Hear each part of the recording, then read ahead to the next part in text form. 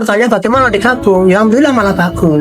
Dari sisi medis mendapatkan penanganan, kami dari sisi tradinya juga mendapatkan penanganan. Siap. Jadi walaupun apa niku rukyah itu anggapannya itu memang untuk penyakit-penyakit gangguan memang ada, dan kami pun juga sering menangani orang-orang yang mendapatkan masalah-masalah yang berupa dengan gangguan. Tapi ternyata kalau kita lihat itu yang terbanyak adalah dari sisi fisik. Bukan rukyah itu. Sebenarnya saya kalau terkait dengan hobi, kecuali hobi saya di terapi memberikan manfaat pada masyarakat, ini kan tagline-nya kami menebar manfaat dan solusi sehat untuk umat. Jadi dengan menjadi anggota DPR itu ada banyak hal, kecuali manfaat, aspirasi dan seterusnya itu bisa kita tangkap.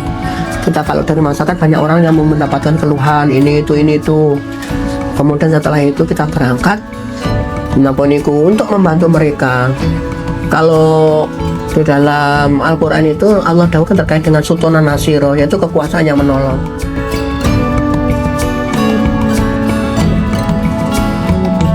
Hai Sobat Radar, ketemu lagi bareng saya Dia Ayu di podcast Radar Terenggalek. Hari ini spesial banget, kita gak ada di studio tapi kita mampir ke tempat terapi sehat anak bangsa yang cukup terkenal di Trenggalek. Dan yang paling menarik, ternyata pemilik tempat ini tuh bukan sembarangan orang teman-teman, tapi pemiliknya adalah Wakil Ketua DPRD Trenggalek dan juga Ketua DPD PKS Trenggalek. Dan beliau sudah ada di sini, kita sapa langsung aja kali ya. Halo Bapak. Assalamualaikum. Assalamualaikum warahmatullahi wabarakatuh. Waalaikumsalam. Bapak kabarnya hari ini bagaimana? Alhamdulillah sehat. Alhamdulillah. Pak, ini kita bakal ngobrol-ngobrol terkait ini ya, terapi sehat anak bangsa. Ini kan Bapak dikenal sebagai anggota DPR juga, tapi juga punya ini ya Pak ya? Iya. Kalau boleh tahu ini gimana sih Pak awalnya kok bisa merintis seperti ini? Bagaimana itu dulu awalnya? Jadi gini, kan kita lihat dari kondisi masyarakat yang ternyata juga banyak orang yang menginginkan terapi yang murah, terapi yang lebih simpel dalam hal lain-lain lah. Kemudian kami berusaha dan terdetik untuk menyelenggarakan terapi atau istilahnya itu kan pengobatan tradisional dalam rangka untuk memenuhi harapan mereka. Apa tadi yang pertama, terapi yang mudah, birokrasinya mudah, kemudian juga murah. Harganya terjangkau juga ya. Berikan layanan ini dalam rangka untuk itu. Tapi ini udah lama ya Pak ya? Alhamdulillah sudah lama. Kalau kami sendiri itu mulai tahun 91 itu sudah mulai mendalami terkait dengan pengobatan. Kemudian tahun 96 itu kita mendalami terkait dengan pengobatan terapi Quran atau istilahnya dengan ruqyah. Kemudian mulai dari 2003 itu kita mulai mendalami terkait dengan berbagai macam terapi, mulai dari herbal dan seterusnya. Berarti ini lebih dari 20 tahun ya Pak? Ya lebih 20 tahun. Kalau dari total semuanya ya sekitar hampir 30 tahun. Iya. Saya belum lahir itu Pak. Belum lahir saya. Ini tadi kan dibilang ini terapi tradisional yang Islami ya Pak. Berarti memang ada Atib Nabawi istilahnya. Ada kayak bekam, ruqyah gitu ya. Itu mengobati penyakit apa aja nih Pak? Kalau di sini kan terusnya ada sendi, saraf, terus apa lagi Pak? Jadi gini. Tadi sebutnya yang pertama bekam. Bekam itu apa? Bekam itu adalah sistem pengobatan dengan pengeluaran darah kotor. Walaupun juga ada yang sifatnya itu bekam misalnya bekam kering, hanya sekedar dikop.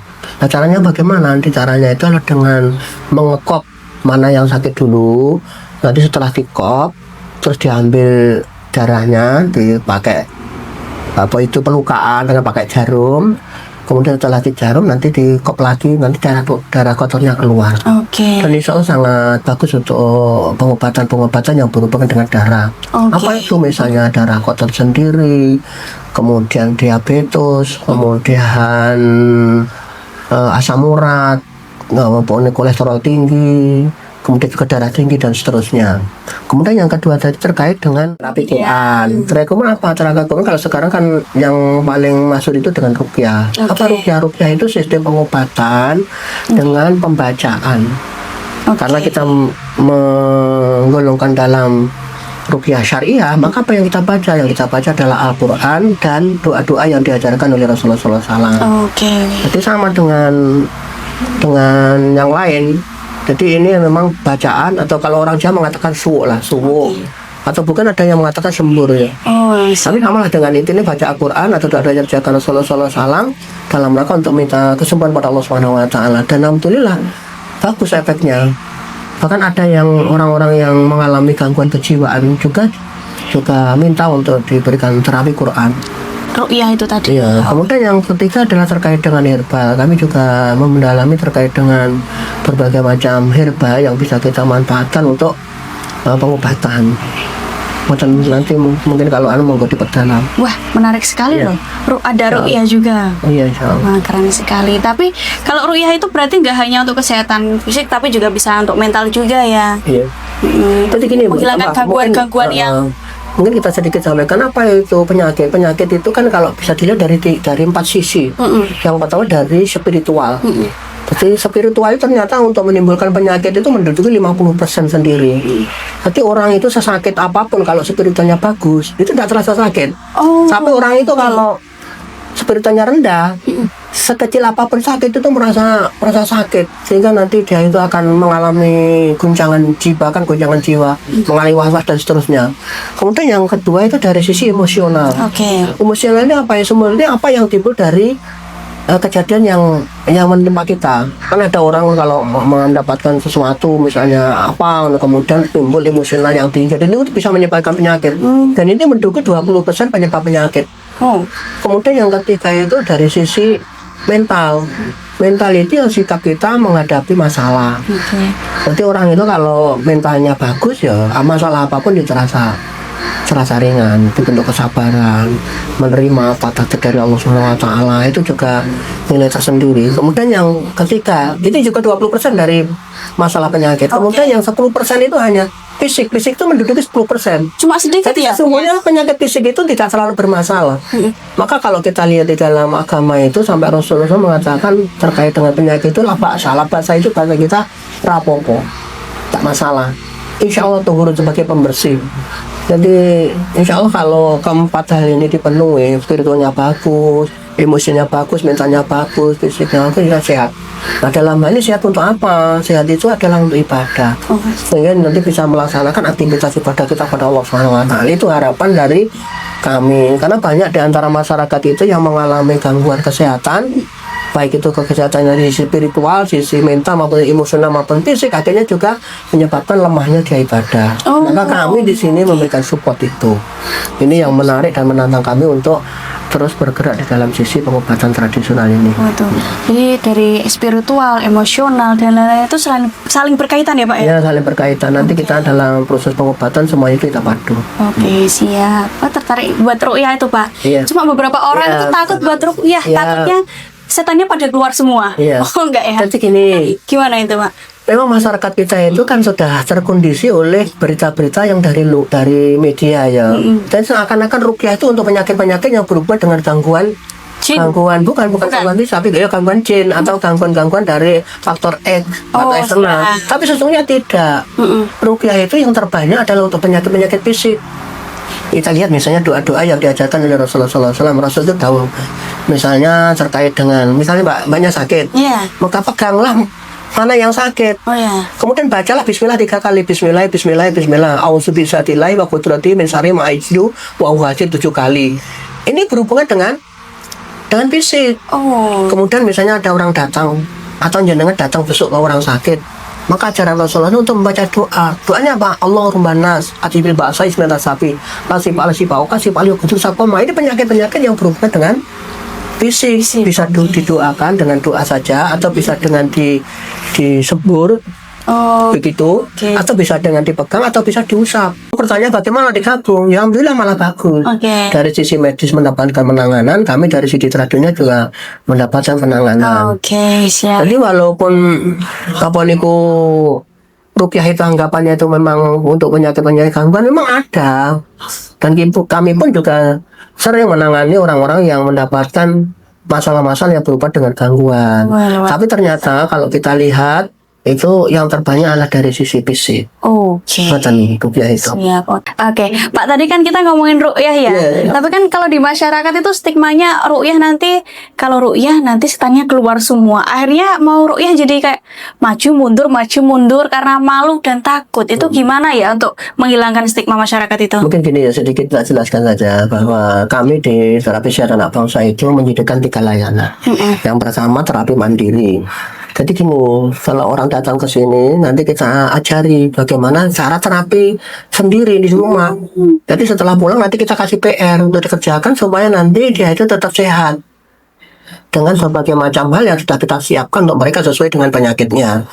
Kemudian yang kedua itu edukasi. Nah, mungkin ini perlunya di sini nanti kami memberikan edukasi terkait dengan terapi, termasuk di dalamnya pertanyaan-pertanyaan kekhawatiran masyarakat terkait dengan ruqyah. Oke. Kemudian nanti yang ketiga itu ada layanan terapi. Ya, seperti ini kita berikan layanan. Bahkan kita juga mengadakan baksos untuk memberikan layanan masyarakat. Jadi kembali ke yang kedua tadi terkait dengan edukasi terapi. Jadi ruqyah itu di depan sudah kita jelaskan bahwa ruqyah itu bukan hanya untuk penyakit-penyakit yang sifatnya gangguan. Jadi gini, gangguan itu ada 2. Yang pertama gangguan fisik dan non fisik. Gangguan fisik dan non fisik. Gangguan fisik itu penyakit-penyakit biasa itu. Gangguan non fisik itu ya gangguan-gangguan yang di luar itu. Oke. Paham maksud saya? Oke, siap. Kemudian yang ketiga itu selain itu perlindungan fisik dan perlindungan non fisik. Perlindungan fisik itu adalah fisik yang menyerang kita. Misalnya ada orang mau melakukan apa, melakukan pembunuhan, melakukan apa dan lain sebagainya, itu fungsi ruqyah. Kemudian gangguan non fisik itu ya pengaruh dari gangguan luar. Kan di dalam Islam insya Allah kita paham lah bahwa ada gangguan-gangguan dari makhluk lain yang bisa mengganggu kita.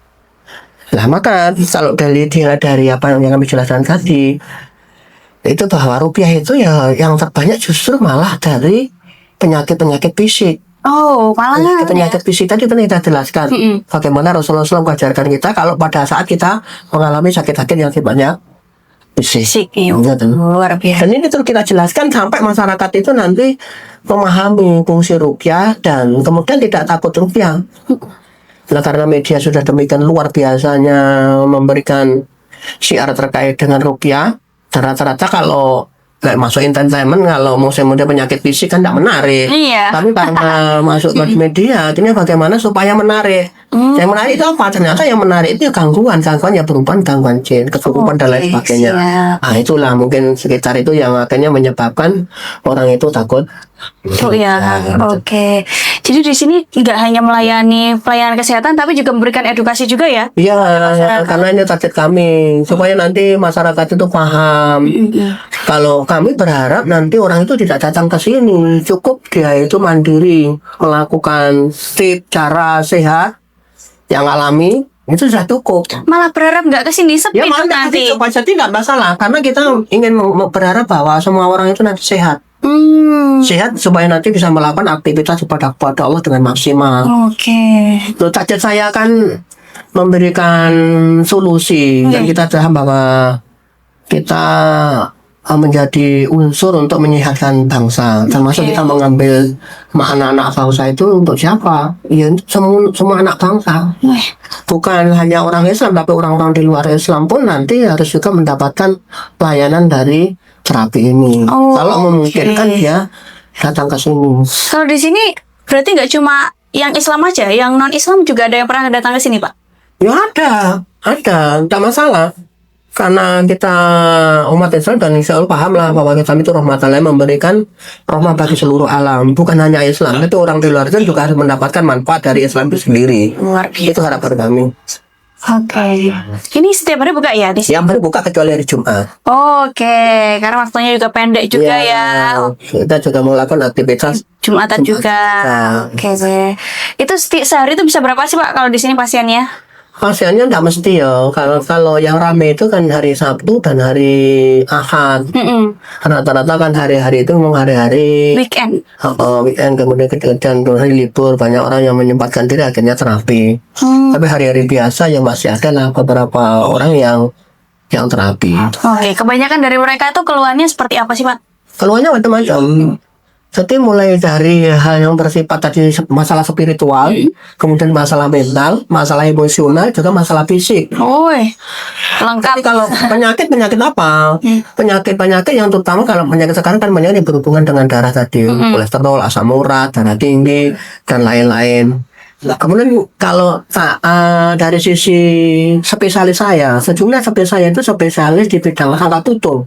Sangkal Patah putung. tulang. Oh, Orang itu mengatakan sangkal putung. Iya. Itu spesialis saya. Wah, luar biasa. Jadi banyak orang-orang yang datang ke sini. Kalau khusus untuk sangkal putung, saya tidak menarget waktu. Kalau hari-hari ini kan mulai dari jam 8 sampai jam 16. Oke. 4 sore. Iya. Tapi khusus untuk sangkal putung karena kita harus memberikan layanan cepat, bebas nanti pada saat dia mengalami musibah kemudian datang ke seminar, selama saya ada di rumah nanti saya tangani khusus untuk sangkal Sangkal putung. putung luar biasa.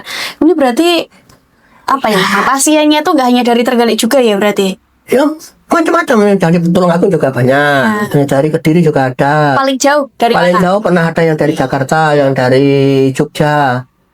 Itu Sampai tahu sini juga ya Pak? dia tahu kan, kita juga ada di di Media Facebook sosial. juga ada, Oh, di oke. media juga.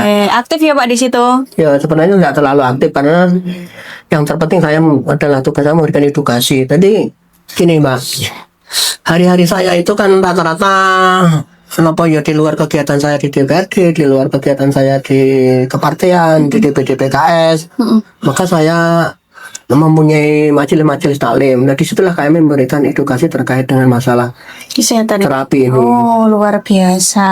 Oke. Ini kan banyak ya pelayanannya, ada bekam, ada ruqyah, ada sangkal putung. Iya. Ini kalau boleh tahu Pak Ngapunten dulu, Iya. Bapaknya belajarnya gimana atau mungkin punya latar pendidikan terapi itu atau gimana? Mulai 91 itu saya menyenangi terkait dengan terapi. Oke, itu sempat sekolah. Ya sekolah, bukan sekolah lagi, kita memang belajar. Oh, oke. Belajar ke lembaga-lembaga yang memang kredibel terkait dengan ini. Oke. Bahkan saya itu sering mencari powder-powdernya yang memang menangi. Misalnya kalau masalah napa niku sangkal putung, saya ke powdernya sangkal putung. Iya. Jadi kita belajar di situ. Dan jenengan memang tertarik. Tertarik. Kalau misalnya masalah apa? Nanti saya datang ke ahlinya. Saya sini berguru ke situ. Oh, iya. Kadang-kadang saya ikut pelatihannya, kadang-kadang kita datang ke rumahnya untuk mendapatkan keilmuan yang tidak disampaikan di pelatihan. Oke, luar. Disitulah akhirnya kami memiliki sedikit spesialisasi terkait dengan masalah pengobatan Islam ini. Oke, siap. Ini kalau untuk terapinya sendiri, cowok ini ada terapisnya cowok sendiri, Iya, cewek betul. sendiri gitu ya Pak Iya, ya. betul. Oke, jadi privasinya juga terjaga. Ya wajib. Kita Wajib. sebagai orang Islam harus melakukan itu. Jangan sampai kemudian masalah pijat misalnya, seorang perempuan mijat laki-laki atau laki-laki mijat perempuan. Dan insya Allah paham lah. Iya, siap. Sebagai orang Islam, kami sediakan ada 5 terapi laki-laki, kemudian 4 terapi perempuan. Oke. Itu harus reservasi dulu atau bisa langsung ke sini, Pak? Kalau laki-laki siap datang ke sini, tapi kalau khusus perempuan nanti pesan waktu dulu. Mungkin mau datang jam berapa? Oke. Karena rata-rata perempuan kan tidak nunggu di sini, jadi nunggu dari rumahnya tidak jauh. Nanti kita telepon, kemudian nanti segera datang. Oke. Karena masih mengerjakan dengan PR beliau sendiri di rumah, mungkin membantu suami atau lain-lain. Oke. Siap. Pak, ini kalau boleh tahu dari kita tarik ke belakang lagi ya, Pak ya. Siap. Ini apakah ada pengalaman tertentu dulunya kok sampai akhirnya tertarik untuk ini mendirikan ini seperti itu? Jadi gini, kan tadi saya sampaikan bahwa saya itu kan menyenangi terkait dengan terapi. Oke. Atau dulu mungkin cita-cita jadi dokter? Enggak, sebenarnya enggak saja. Saya kemudian terus berpetualang untuk ini. Jadi kalau misalnya ada kegiatan-kegiatan luar kota, nanti di sini terapi yang paling populer apa? Kemudian saya datang ke orangnya, sekaligus kita belajar. Oke. Itu kalau ditanya sertifikat, saya sudah banyak sertifikat. Bahkan lebih dari 50 macam sistem pengobatan. Di Luar Sunda. biasa. Kalau sekarang berapa Pak, itu lebih dari 100 kalau sertifikat saya. Waduh, ini kalau dijajah penuh ya temboknya. Betul, tapi saya nggak masyarakat kan tidak butuh itu. Iya. Masyarakat butuhnya kan pelayanan. Ya. Dari pelayanan nanti bisa mendapatkan manfaat. Nah, manfaat yang kita berikan itu yang nanti menjadi sertifikat bagi masyarakat untuk yakin atau percaya pada kami. Oke, jadi masyarakat juga nggak perlu khawatir ya, ini sudah kredibel Insya Allah, insya Allah. dan juga sertifikatnya sudah banyak, jadi Insya Allah. sudah pasti profesional di bidangnya. Insya Allah. Ngoten ya, Pak. Iya, insya Allah. Oke, Pak, Bapak ini kan juga Wakil Ketua DPRD Trenggalek sekaligus Ketua DPD PKS Trenggalek. Sekaligus punya rumah sehat ini. Iya. Gimana cara bagi waktunya, Pak? Ini pasti sibuk banget ya? Iya kan gini, kan kita punya waktu longgar kan di DPRD masuk nanti pada saat rapat-rapat dan pada saat kegiatan-kegiatan yang sifatnya ke DPR-an kan masih ada waktu sisa. Kemudian di DPD PKS kami punya waktu, kami bikin jadwal rapat itu hari Sabtu dan hari Ahad di DPD karena di luar kerja saya, atau nanti kalau enggak ya sore hari rapat. Nah sisa waktunya nanti kita manfaatkan untuk ini. Kalau pas tadi saya sampaikan kalau pas saya keluar kota nanti kita belajar. Terus di samping itu kami kemudian memberikan pembelajaran kepada masyarakat untuk bisa memahami terkait dengan terapi ini. Akhirnya dari itu ada beberapa orang yang tertarik dengan kita, dengan kami maksud saya. Kemudian kita ajak bergabung untuk bekerja di sini. Oh. Makanya saya sampaikan di sini ada 4 orang yang menangani, 5 orang laki-laki yang hari-hari di sini, yaitu termasuk itu. Kemudian ada 4 orang perempuan yang juga bersiap untuk membantu kami untuk memberikan layanan. Oke. Nah kami terus evaluasi perjalanan memberikan layanan supaya nanti SOP daripada layanan itu tidak keluar dari sebagaimana yang dikehendaki oleh, karena kita dibina oleh kesehatan, tidak keluar dari sisi kesehatan dan juga tidak keluar dari SOP yang kami dapatkan. Luar biasa sekali. Ini kalau boleh tahu ada cabang lain apa Pak di sini? Sementara belum, walaupun banyak di antara masyarakat itu ingin berkeinginan untuk membuka cabang di beberapa daerah, tapi kami belum karena mengingat jenengan tadi bagaimana mengatur waktu dan seterusnya dan ngapun. Iya, saya bayangkan aja dia capek Pak itu jadi ketua PKS, jadi wakil DPRD, belum lagi sama ini pasti capek banget ya bagi waktunya. Tapi kami sebenarnya kalau masalah kegiatan saya lebih banyak dari itu. Oh ya. Kami itu punya taklim itu tiap hari saya taklim loh, tiap baca maghrib sampai isya itu. Kemudian ada waktu hari Ahad itu untuk edukasi terapi untuk masyarakat. Tidak ada Ya praynya. pagi. Tidak ada praynya jenengan Ya memang saya sejak awal itu saya berdoa pada Allah SWT semoga di masa tua itu saya punya banyak kesibukan. Saya tidak ingin menikmati hanya menunggu kematian. Tidak saat ditunggu nanti mati sendiri lah itu. Waktu dalam sekali itu. Gak usah ditunggu nanti mati sendiri. Iya betul sih Pak ya. Oke, Pak, tapi dengan rutinitas yang padat itu pernah jenuh nggak sama kegiatan-kegiatan itu? Terus saya itu bagaimana jenuh, saya itu menikmati. Itu semakin hiburan bagi saya. Oh, Apalagi nanti kalau urusan-urusan terapi, urusan-urusan taklim, urusan-urusan di luar itu luar biasa bagi saya. Jadi saya hiburannya di situ memang. Oke. Jadi kalau saya sudah misalnya seperti ini bagi saya luar biasa. Ini sebagai refreshing bagi saya untuk mendapatkan kebahagiaan yang jenengan maksud itu. Mungkin bagi jenengan ini sesuatu yang menjenuhkan atau sesuatu yang menjadi beban. Enggak, justru saya malah senang. Makanya saya di depan saya sampaikan, jenengan tanya apa saja, insya Allah nanti akan kami siap untuk memberikan. Tepuk tangan dulu buat Bapaknya. Keren loh. Ya. Dengan padatnya rutinitas tidak dianggap sebagai beban ya. Hiburan. Sebagai hiburan luar biasa. Tadi di tengah kepadatan kegiatan ini Pak, kira-kira ada nggak hobi-hobi lain selain itu? Jadi sebenarnya saya kalau terkait dengan hobi, kecuali hobi saya di terapi memberikan manfaat pada masyarakat, ini kan tagline-nya kami menebar manfaat dan solusi sehat untuk umat. Oke. Jadi kita itu terus ingin memberikan solusi. Kalau ditanya hobi saya sebenarnya aslinya menulis juga. Suka menulis? Nulis. Jadi saya itu di media tertentu itu saya hampir tiap hari itu nulis. Setiap pekan juga nulis. Oke. Tulisan saya nanti ya terkisar masalah politik dan keagamaan. Itu hari-hari. Di kapan waktunya kan saya tidur itu saya batasi sampai jam 11. Jadi sisa waktu kegiatan semacam ini kalau pagi nanti urusan kantor, kemudian siang urusan seperti ini, kemudian nanti hari Sabtu Ahad urusan partai, kemudian maghrib sampai isya urusan taklim atau minggu pagi untuk kegiatan-kegiatan edukasi terapi. Nanti kan saya punya waktu baca Isya setelah pulang dari taklim itu sampai jam 11. Nah itu waktu saya yang kita manfaatkan untuk menulis. Jadi hampir tiap hari itu saya kalau tidur ya sekitar jam-jam itu. Luar biasa. Jadi juga suka nulis ya Pak ya. Biasanya terkait politik dan juga kesehatan seperti ini. Oke, kita balik ke terapi lagi. Iya. Kalau terapi tadi kan memang konsepnya murah dan bisa semua orang merasakan Iya, manfaatnya ya Pak iya, ya. iya. Itu kalau boleh tahu terapi ini durasinya biasanya berapa lama sih? Durasinya macam-macam. Ada yang durasinya itu hanya beberapa menit. Kan kita lihat diagnosa dulu. Oke. Setelah kita diagnosa ternyata dengan gerakan ini cukup, nanti cukup. Bahkan ada yang tidak lebih dari 5 menit sudah selesai. Gak ada Dan 5 itu menit. kembali sehat. Kan kita tahu masalahnya kan gini, masalah penyimpangan tubuhnya seperti apa. Oke. Oh masalahnya kan gini, masalah tubuh itu kemungkinan ototnya itu kencang atau ototnya kendor atau ototnya itu muntir. Nah, kalau muntir ya kita kembalikan pelurus, atau kalau kencang kita kendorkan, kalau kendor kita kencangkan ya cukup selesai. Tapi ada yang memang memakan durasi yang lama, bahkan ada 1 sampai 2 jam.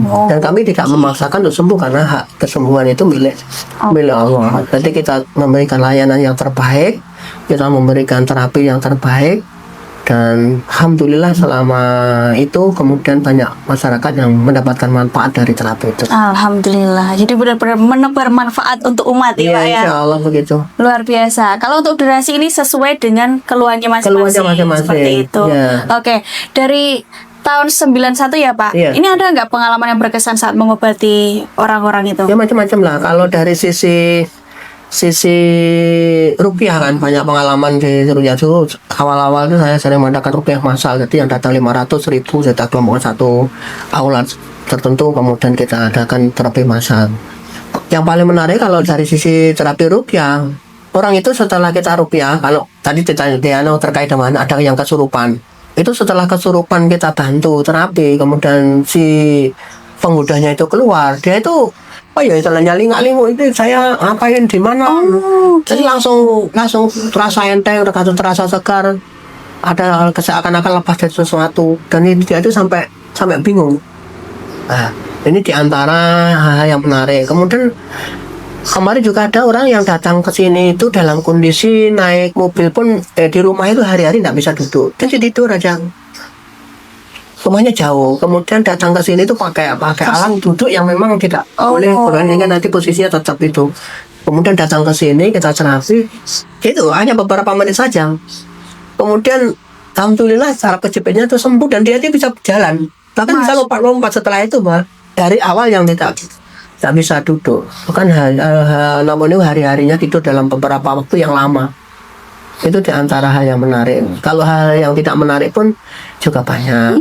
Banyak juga ya. Tapi insya Allah lah, selama kita terus berusaha untuk maksimalkan itu memberi manfaat orang lain, insya Allah Allah akan permudah hal yang berhubungan dengan kesembuhan. Oke. Pak, ini ya, itu kalau dari sisi terapinya. Kalau dari sisi DPRD-nya ya Pak ya. Ini kan Bapak sudah lama banget ya di DPR. Saya ini periode ketiga. Periode ketiga berarti ini sampai tahun berapa Pak? Sampai 2029. 29 ya. Oke, berarti kalau sudah total nanti bakal 15 tahun. 15 tahun. Wah, lama banget ternyata ya Pak ya. 12 tahun. Apa Bapak yang bikin konsisten kok sampai 3 periode, kok betah banget Bapak ini? Jadi gini, kan tugas kita sama tanpa manfaat. Jadi dengan menjadi anggota DPR itu ada banyak hal, kecuali manfaat, aspirasi dan seterusnya itu bisa kita tangkap. Kita kalau dari masyarakat banyak orang yang mendapatkan keluhan ini itu. Kemudian setelah itu kita berangkat untuk membantu mereka.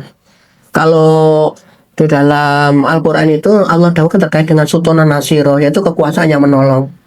Jadi kekuasaan yang kami dapatkan itu untuk menolong orang-orang yang memang membutuhkan pertolongan dari sisi mana saja. Itu baik dari sisi kesehatan kurang, kemudian minta advokasi dari sisi aspirasi masyarakat, minta infrastruktur dan lainnya, kemudian kita advokasi dan terusnya. Insya Allah dengan hobi saya di terapi dengan saya menjadi DPR itu sama. Yaitu memberikan kemanfaatan pada orang banyak. Karena kita lihat banyak hal yang bisa dilakukan oleh DPRD untuk masyarakat. Oke. Nah, ngoten lah. Dan pekerjaan di sini itu cukup membantu Bapak ya untuk memahami aspirasi masyarakat untuk dibawa di DPRD Iya. juga. Hanya kami kan hari-hari, apalagi kalau kita ini sering ada orang datang kemudian ngobrol beberapa keluhan kesehatan termasuk keluhan di masyarakat apa. Kemudian jika cetak pun aspirasinya, nah kita bawa ke sana untuk diberikan. Walaupun itu kita menyampaikan ke forum DPRD untuk bisa disolusikan untuk masyarakat. Oke, luar biasa. Pak, tapi kalau boleh jujur ya, kira-kira lebih menantang di DPRD atau di terapi ini? Kalau dari segi pekerjaan? Kalau masalah menantang, semuanya menantang. Punya tantangan masing-masing gitu ya? Tantangannya sendiri kan, kenapa niku?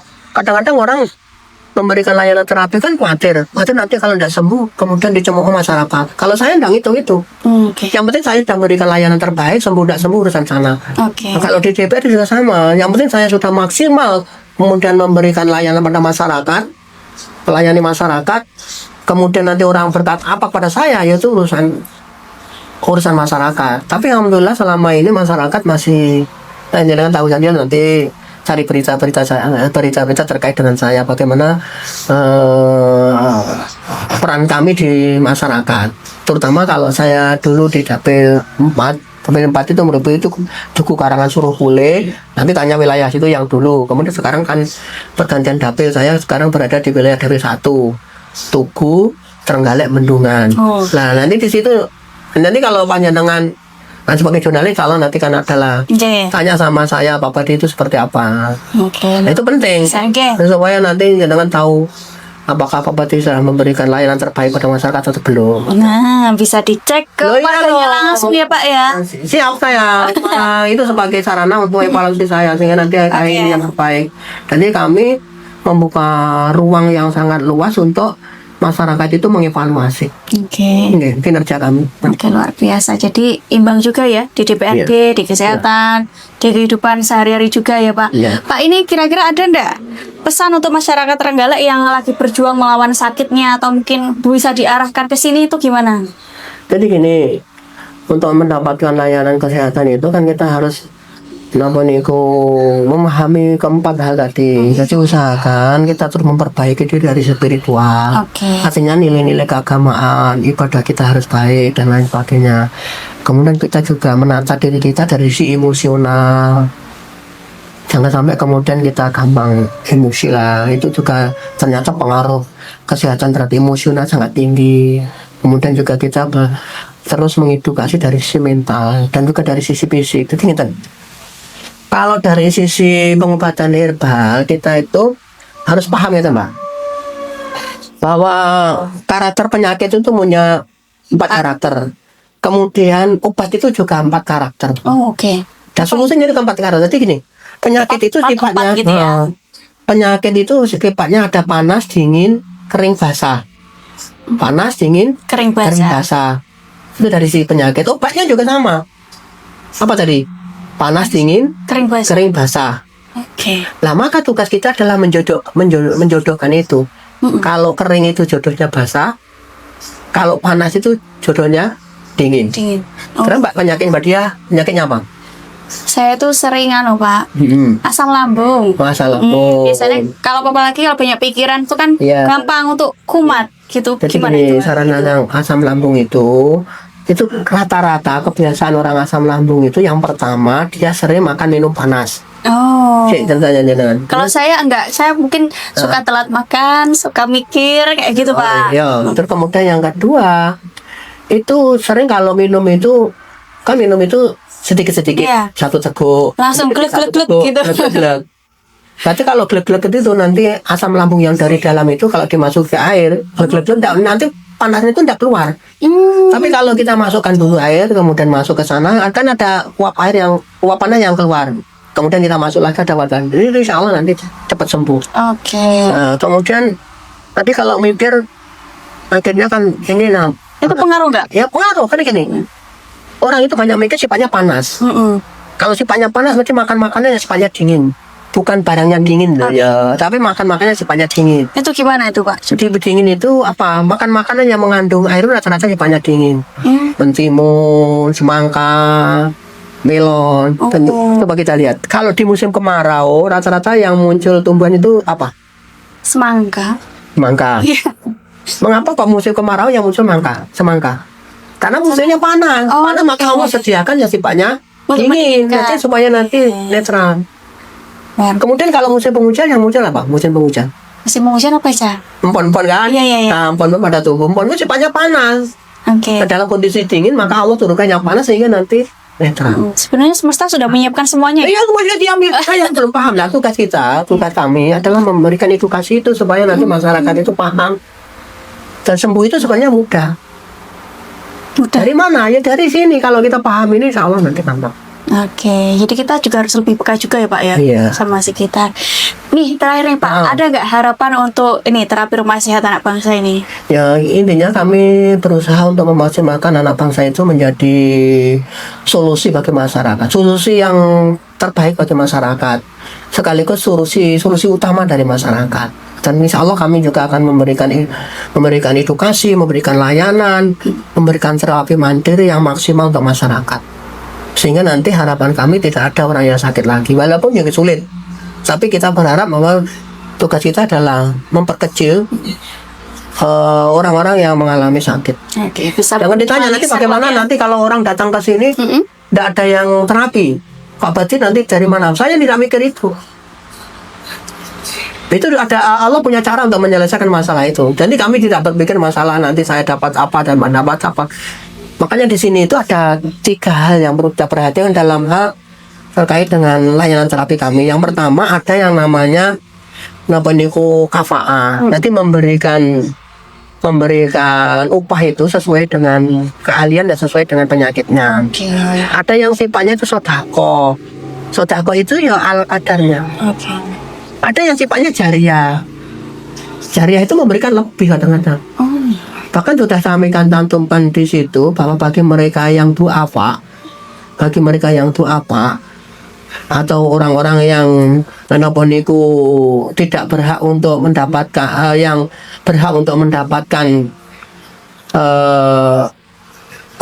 istilahnya ini pak sodako, maka dia boleh tidak membayar. Masya Allah. Itu gratis.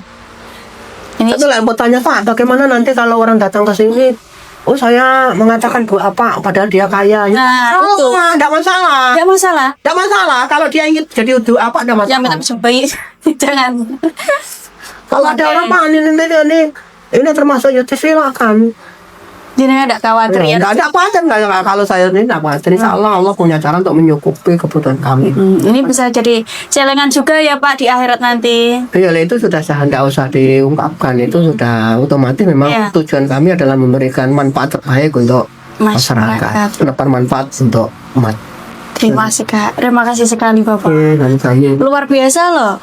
Di tengah kesibukan jadi DPRD terus masih bisa memberikan manfaat juga untuk masyarakat. Terima kasih. Teman-teman kalau mengalami keluhan-keluhan seperti syaraf sendiri bisa mampir ke sini ya Pak ya. Siap. Ini alamatnya di mana sih Pak? Alamatnya ini dusunnya Curah Mulyo, RT-nya RT 1, desanya Nglongsor, kecamatan Tugu, Kabupaten Trenggalek, Jawa Timur, Indonesia.